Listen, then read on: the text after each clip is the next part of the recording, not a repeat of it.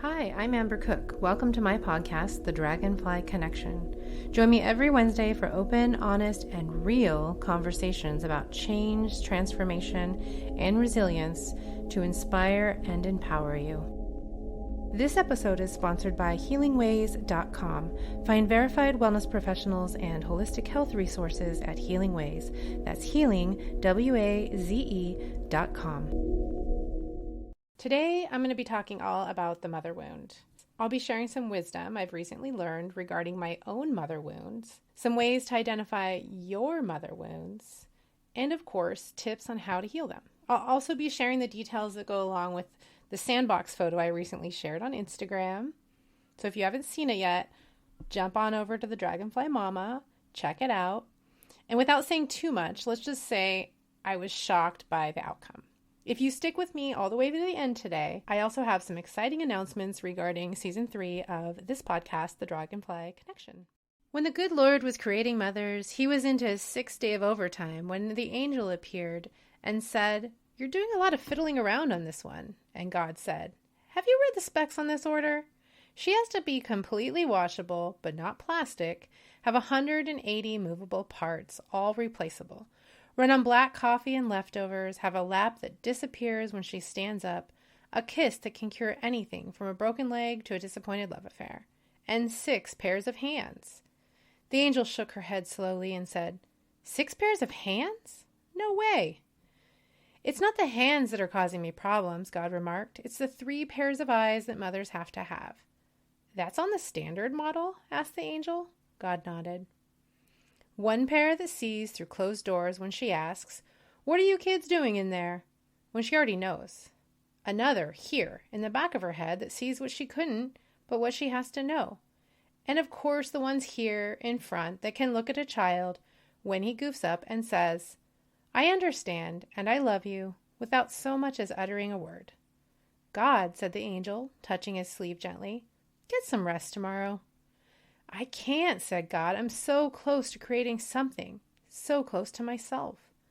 Already I have one who heals herself when she is sick, can feed a family of 6 on 1 pound of hamburger, and can get a 9-year-old to stand under a shower."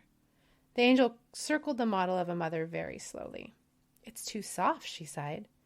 "But tough," said God excitedly. "You can imagine what this mother can do or endure. Can it think?" "Not only can it think, but it can reason and compromise," said the Creator. Finally, the angel bent over and ran her finger across the cheek. "There's a leak," she pronounced. "I told you that you were trying to put too much into this model." "It's not a leak," said the Lord. "It's a tear." "What's it for?" "It's for joy, sadness, disappointment, pain, loneliness, and pride." "You are a genius," said the angel. Somberly, God said, "I didn't put it there." That was Erma Bombeck's poem, When God Created Mothers. When it first appeared in Erma Bombeck's Mother's Day column in 1974, it was an instant success, clipped from newspapers, tucked into purses, and tacked onto refrigerators, just like mine. My mom was a huge fan of Erma Bombeck. I think we had every one of her books, and I remember sitting there reading them and laughing. And although I didn't fully understand what it was all about, even at a young age, I felt like it gave me some insight into my mom and what her life was like. And although my mother did embody a lot of those characteristics mentioned in When God Created Mothers, she had another side to her, one that left me with what is called the mother wound. While the mother wound is not a clinical or medical diagnosis, it is a very real factor that people struggle with, especially women, and it's something that can affect all areas of our life, our careers, our relationships with others, our identity as mothers, our identity as women. As many of you know by either listening to this podcast or following along on Instagram, my mother lost her 9-month struggle with pancreatic cancer in 2012 at the age of 58. I knew there was trauma and grief around that phase of my relationship with my mother, and I knew there was probably a lot of deeper stuff from the 34 years I had spent with her while she was living, but I had no idea how deep those mental wounds were.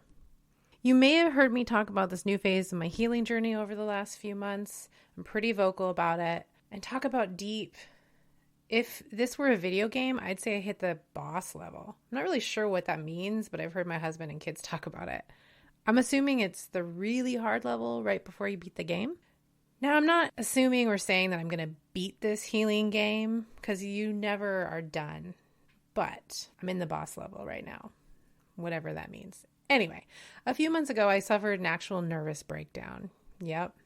The stress of the pandemic, career changes, a move, parenting, virtual learning, and the loss of my identity as a businesswoman finally broke me. I could no longer escape the PTSD symptoms that I've truthfully been struggling to manage for a very long time. And managing just isn't going to cut it anymore. It's time to dig that shit up, face it, and move through it. Now, I've mentioned it before, but I grew up with two mentally ill parents. One, an alcoholic, my father. The other, my mother, who had been diagnosed with borderline personality disorder. She definitely had unresolved trauma, depression, who knows what else, honestly. I also have had a lot of my own trauma. I once died for a moment when I was a baby. I almost died then again as a toddler. I've suffered more loss from death than most people my age. I was mentally and physically abused by my son's father. And throughout my life, the list of unfortunate and sometimes traumatic events goes on and on. So yeah, what I actually have is complex PTSD. And if you're not sure what that is, Google it. Because I'm not a mental health professional. But throughout my career, where I was helping others on their healing journeys, I was actually in a lot of denial. I denied the PTSD so hard that I didn't even know I was denying it. Yeah, I'm that good. So after the nervous breakdown, my therapist suggested that we dive into the deep end of healing my trauma by adding in some EMDR into our weekly sessions. Fun times. And if you don't know what EMDR is, again, the Google machine's awesome. To say it's hard work is definitely an understatement. It's the hardest work I've ever done, but it's healing me on a level I could never comprehend. Like I said, boss level. For the last 3 months, we've alternated EMDR with regular talk therapy focused on the traumatic experiences I've had, especially the ones that have left very real mental and physical symptoms.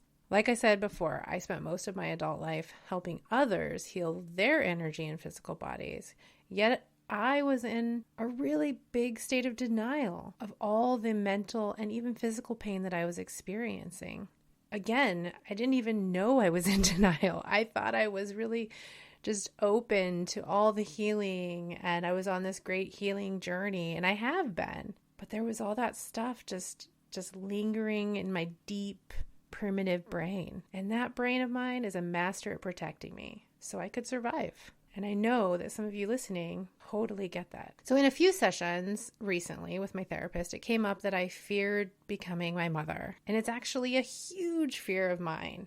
I didn't know how huge. And even recently found out it was also a huge fear of my sisters.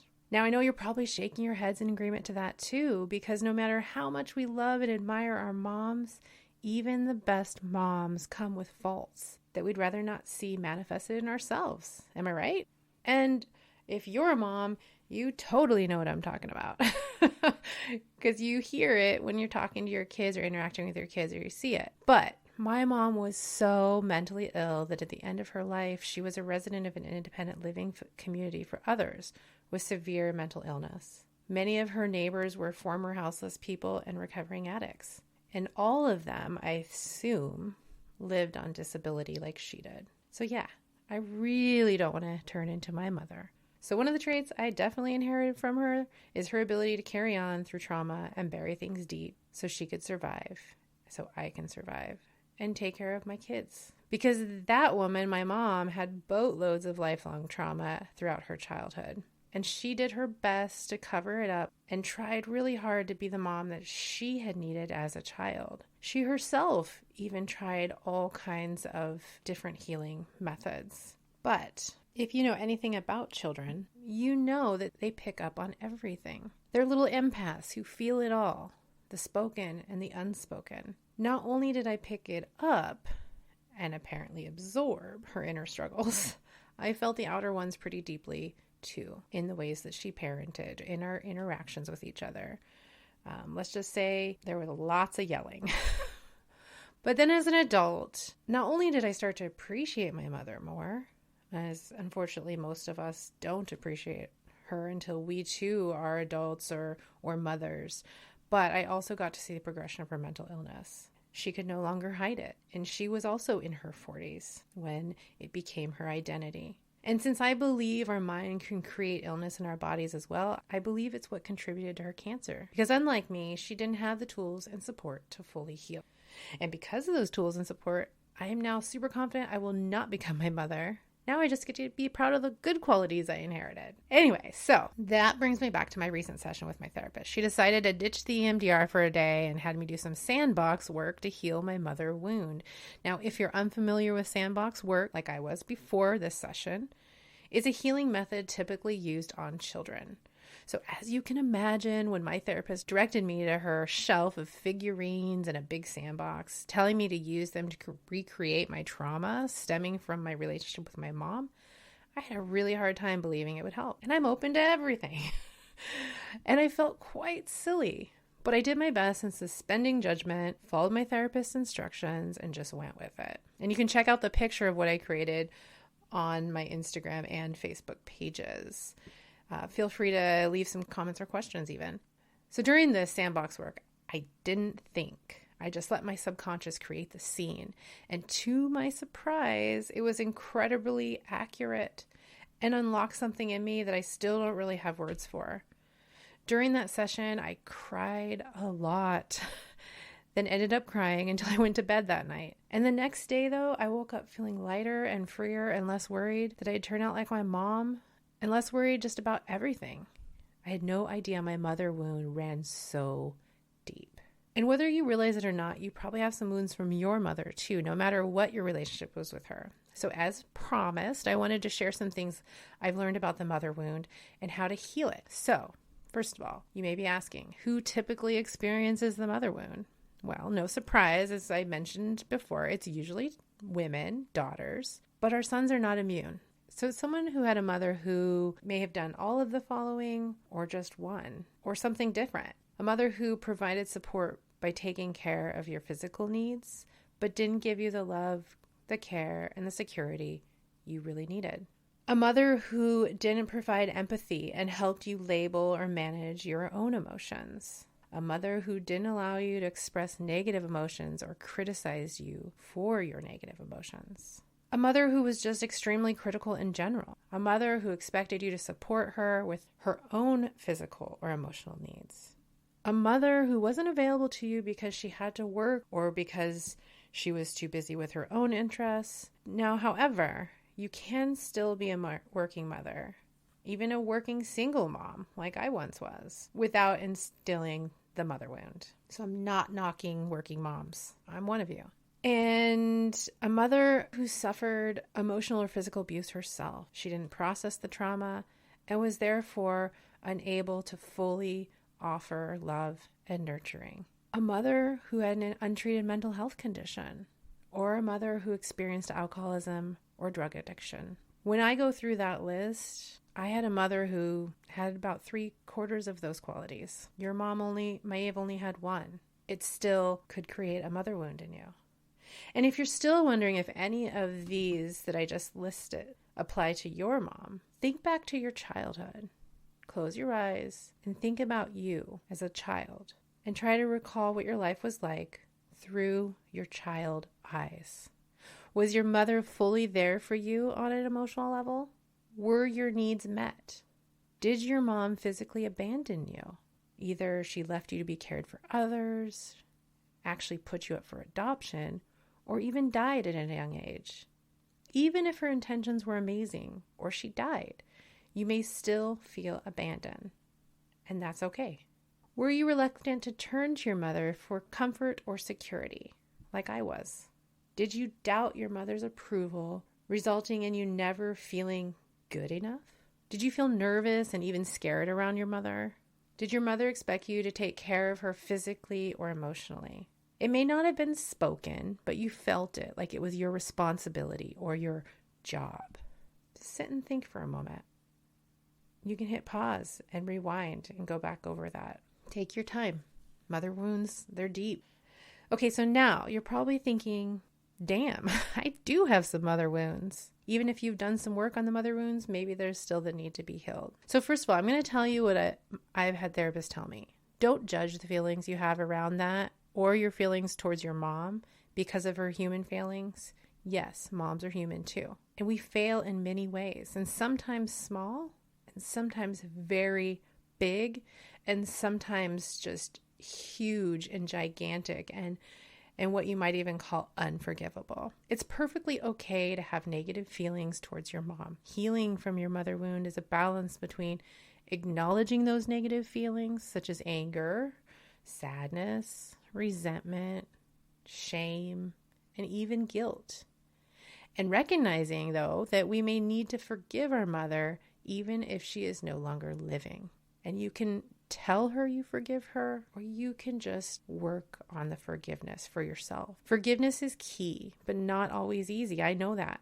I know it's not easy. And in some cases, it doesn't feel deserved. But you know the saying, right? About forgiveness? It's not for them. It's for you. So I'm going to say it. It's for you. It's key to healing your mother wound. And then I strongly, strongly encourage talking with a trained, licensed therapist about your mother wounds. A talk therapist. They should also be able to direct you to different healing modalities, such as EMDR or Sandbox work, or things I don't even know about if needed. And along with that, there's some other very powerful things that I have tried that you can do alone or with other trained healers, such as journaling. Write down all those thoughts and feelings. Letter writing to your mom. Whether you send the letters to her, it doesn't matter. Again, this is about you.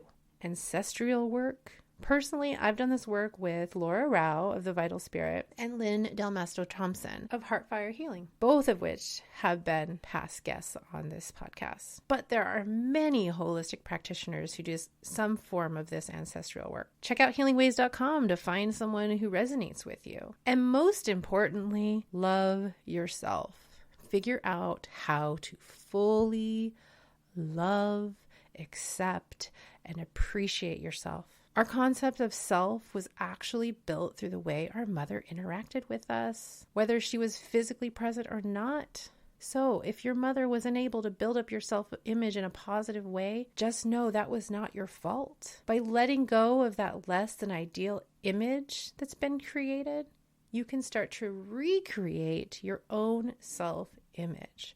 One that serves you and your life to the fullest. Many of my past guests are experts in helping others love themselves. Some have even written books about it. And if you need some inspiration or help, give their episodes a re-listen or listen for the first time, or check out the show notes to find out how to connect with some of them. While you're working on yourself and your mother wounds, I promise I will continue to do the same so I can keep showing up fully for me, my family, my friends, my colleagues, my clients, my future podcast guests, and for you. Thank you so much for listening to this podcast and for following me on social media and sharing the love. So please continue to share the love by sharing this episode or the whole podcast with your friends. I'm a one-woman show, well, except when I have a guest to talk to, but I do all the editing and production along with advertising. And in case you didn't know this about me, I'm not a millionaire or a celebrity, shocker. And I definitely don't have a PR person or marketing agency working for me. This is grassroots effort here. I'm doing this in a way to give back and help others, and I love it because I want those of you who need to hear what me and my guests have to say to be able to hear it. So with your help, more people will hear it and benefit. So again, please share this podcast. Shout it from the rooftops, aka social media, or your website if you have one, or your email list if you have one. Find your favorite platform, find this podcast, click the little share button wherever that is, whatever platform you're using, and text it to your friends even. Just so many different ways to share it, and I would appreciate you using any of those ways. And as promised at the beginning of this episode, I said I've got some fun announcements. First of all, this is the last episode of season 2. Surprise! I hope you like surprises, but if you don't, I hope you forgive me. The third season will start at the end of November, so it's not a big break. The focus will continue to be connection, inspiration, and healing journeys. But all of my future guests, all of them, will be professionals whose life mission is to give back and help others from all walks of life. We'll focus less on their personal stories, although I always want to know a bit about that. That's important to me, and I think it's important for connection. But they'll be providing more valuable tips, tools, and support to help you live your best life and to thrive no matter what the future holds for us, because we still have, we never have any idea, but things are still pretty shaky, and they could continue to get to be even shakier. Who knows? And lastly, I'll be using my Instagram and Facebook accounts to get your help and feedback on what you'd like to hear from me and from them.